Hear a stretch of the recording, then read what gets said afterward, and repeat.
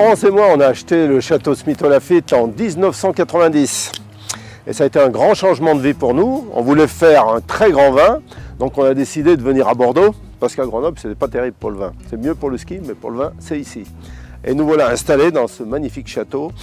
Et on n'a jamais été déçus, notamment par le terroir, qui est absolument somptueux, des graves gunsiennes, on dit, et puis des vignes qui sont très anciennes, et qu'il a simplement fallu caresser dans le bon sens, de manière à ce qu'elles nous donnent des très grands vins.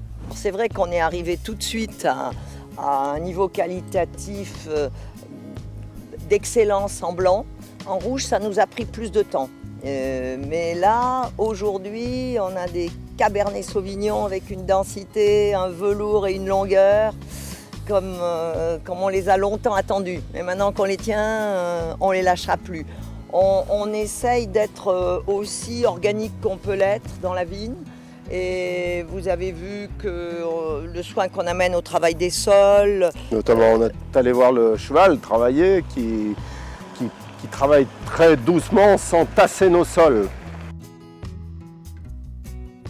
Alors, nous avons à Smith-Lafitte un très grand chai souterrain où on peut mettre 1200 barriques, qui a été construite par Eschenauer dans les années 1960 et qui nous sert donc à faire vieillir nos vins pendant 2 ans. Et pendant ces 2 années, on surveille tous les jours nos vins de manière à voir si l'évolution est la bonne.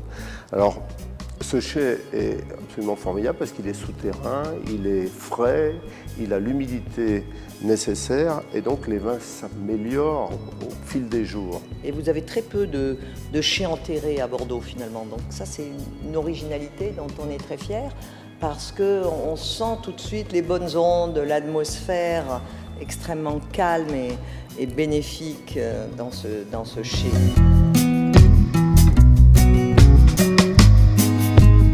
Le Grand Smith-Lafitte rouge, là, comme on l'a déjà évoqué, c'est vraiment ce nez et cette saveur, cette flaveur, j'allais dire, de fumée qui est assez unique. Parce que bien sûr, on a les fruits rouges, les fruits presque noirs, très mûrs, pas surmûrs, attention, et puis cette densité des cabernets qui sont à la fois velours, suaves et j'allais dire tricotés, très serrés.